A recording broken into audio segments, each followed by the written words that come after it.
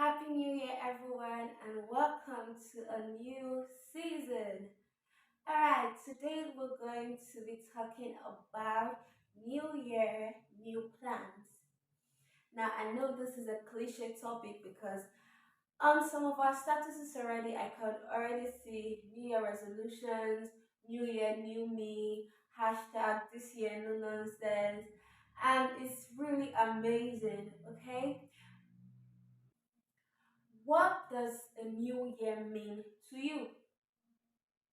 And I wanted to quickly comment that on the comment section what a new year means to you. For me, a new year means a new beginning, a season where I could replan, go back to the vision board, get my goals, work on those areas I really didn't accomplish last year. Okay? Now we're going to start quickly from a scripture I love personally. I love so much. I use this scripture every year. Like one of the first scripture I read to myself when the year is about starting, and that is Habakkuk 2 verse 2. And it says, "And the Lord answered me and said, write the vision and make it plain upon tables, that he may run that readeth it. For the vision is yet for an appointed time, but at the end it shall speak and not lie. Though it tarry, wait for it, because it will surely come, it will not tarry." Yes, even the Lord wants you to write down your vision and your plans. And how can we utilize this new season? How can we utilize this new year? First and foremost, write the vision, write your goals down. Now, don't be deceived and say, "Oh, I have my plans in my head." When the storms of this year hit, you're going to forget those plans in your head because the next thing your head will be thinking about is maybe finances or your health or food or something. But when you write it down and you have it written or typed in um, a device or a material you use, it's easy for you to always go back to it. It creates a sense of awareness, a sense of identity for you that will carry you throughout the year. Okay? So at the beginning of the year, what I usually do, I pick up my vision book for the previous year. So like this is 2023, I picked up my vision book for 2022 and looked through all the goals I set for myself. How many did I accomplish? How many did I not accomplish? Right? And for the ones I accomplished, I told myself, well done. I mean, you have to celebrate yourself. You have to applaud yourself. If you don't do it, who else will? Eh? So I told myself, well done, pat myself on the shoulder. And then for the ones that I did not accomplish, the next question was why? And the very first reason that topped my chart was finances. And I mean, I'm very sure this is a common thing. Everybody can relate to it. There are those plans that you have and you're excited to do, and then you discover the finances are not there, and truthfully, they were not there, right? And so I moved that seemingly challenge of last year and wrote it in this year's plan. I said, finances, open my finances. So how can I increase my finances so that when I have other projects that need more finances, I won't get stuck the same way I was last year. So for me, that was the first thing. How can I get my finances stable? How can I increase my finances? And then the second challenge I got was procrastination. So, mm, now you're looking at me like, you're procrastinating. I know one or two persons that are on this boat we are trying to get off from. Listen, procrastination is a real thing, right? Even if you procrastinate for 2 days, 3 days, 1 year, procrastination is procrastination and it's wrong because what you're supposed to accomplish in a week, you end up accomplishing it in a month, right? So I discovered I had some plans I said I was going to start last year. Example, I told myself, okay, I'm going to take my content creating seriously last year. I did not. at all. The second thing I told myself was, okay, I'm going to learn music last year. I did not. So this year I wrote it down as tackling procrastination, right? And one of the things I discovered I could do was to set little goals out of big goals. So, for instance, I got a book and I broke down my 1 year goal into monthly goals. And for each month, I told myself, okay, what do I want to achieve weekly? So, what do I want to achieve this week? What do I want to achieve next week? I started from there. And I discovered that so far, the struggles of having to tell myself, oh, you know what, I'm going to start this tomorrow, I'm going to start next tomorrow, haven't really been there. I mean, it may be too soon to speak, right? It's just a few days into the year, so I can't really say. But I know one thing I started strongly this year is my music. Now, the first challenge I almost had was the funds because I wanted to learn an instrument, which is the keyboard, and then I wanted to do voice training, um, and then music generally just to get the basics. I mean, I sing, I'm in the choir, but I feel like it's not enough. There's so much more I could do. There's so much I could, grow and become, right? So I told myself, okay, I'm going to learn, and I have a really amazing coach, and a very optimistic coach at that because I told him, oh, I want to learn music and this, and how much do you charge? And after we're done negotiating, he was like, okay, so we're going to start tomorrow. And I'm like, what?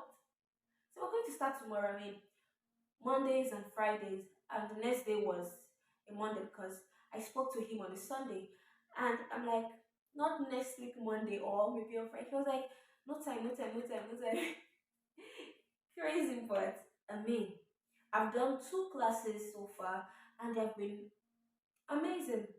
Not so easy because when you sing or you do a particular thing and you feel like you're doing well in it, and then you actually start learning the thing all over again, discover that uh I've been doing nonsense. So it's been, you know, the two classes have been an eye opener on so much I could learn in music because wow. The second thing I discovered limited me a bit was, you know, lack of confidence, but in the sense of underestimating myself. So there are many times I've been told, God, Reewo, you're lazy. And over the years, I've told myself, Omo, I'm lazy. Just leave it like that. Everything will be fine. But but then I discovered in the midst of my laziness, in the midst of me thinking I'm actually lazy, I still do things. So my sister pointed out to me something towards the end of last year, and every Sunday I would take zobo, fruit juice, and this really nice potato snacks that they are amazing. I wake up every Sunday by 4 a.m. to prepare the snacks so they are fresh and they are still warm. And I did that Sunday in, Sunday out, and I spent Friday night boiling zobo, wait for it to cool down. Saturday morning, I would bottle and go for rehearsal. When I come back, I will ensure that they are cold and all of that. So I've been doing that for a couple of months, and one of those days, my sister wanted me to do something, and I was like, "Oh, mom, I'm too lazy for it." I beg. And she was like, "Shut up your mouth! Stop saying that thing. Like that thing is depriving you from a lot of things. Like, would you even have believed you can be waking up that early to do, to make snacks?"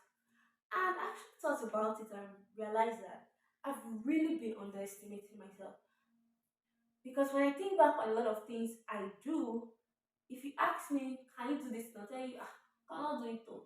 Okay. But when I need to, I step up and do them. So why do I have to keep underestimating myself, tell myself, oh, you know what, the spotlight is not for me. I'll just do background job, those kind of things. When it's actually my thing, I could do it, right? So this year, I'm putting myself out there. Like, what's the worst that can happen? Really? If you don't do anything, if you're just there accepting your fate, trust me, you would not accomplish anything, and that is not the focus for this year. All right? So start early. Start early. Whatever you need to do, whatever goals you need to accomplish this year, start early. During the course of the holiday, my sister kept saying, oh, she's added weight, she's gained these pounds. And the new year started on the 3rd. I saw her, she woke up, I think 5. She did her devotion. I know she has a personal quiet time from like 5. And 6:30, she picked up the skipping rope. She went outside and she was skipping. And I'm like, 3rd day for, ah, oh, girl. I mean, it's just the 3rd day of the year. Calm down, my sister. But the point is, start early. Whatever plans you want to achieve this year, if you keep telling yourself there's still time, maybe that was what you did that 2022 ended. Don't do it this year. If you need to start exercising, start it now. If you need to take up that course, start it now. If you need to apply for something, start it now. The point is, take this year now at a time. I don't know if there's such a word, but I mean, take it now at a time. Don't wait for tomorrow. Don't wait for 2 hours' time. Do it, do it, do it. Okay? And of course, the universe just so has to align when we decide to take the first step. What you need will be provided. Have that belief. Just have the belief that when I start this project, the funds I need will be provided. When I start this thing, what I need will be provided. Okay? So, I mean, it's a new year, right? In as much as you take care of your health this year, take care of your physical state, take care of your spiritual state, take care of your marriages, your relationships, yourself, accomplish good goals. Okay? Write them down. Tell yourself you can do it because you can do it. All right. So that is it. Very simple, very short, very cliche word. But it's a new year, new plans. Start now. And have fun doing it. I mean, do what you love doing and do it. All right. Now, before we come to the end of today's session, if you have not subscribed to my channel yet, kindly do so and give this video a thumbs up. And I'll see you in the next video where we'll talk about something else. And this is Real Talk with Reewo. Have a great day.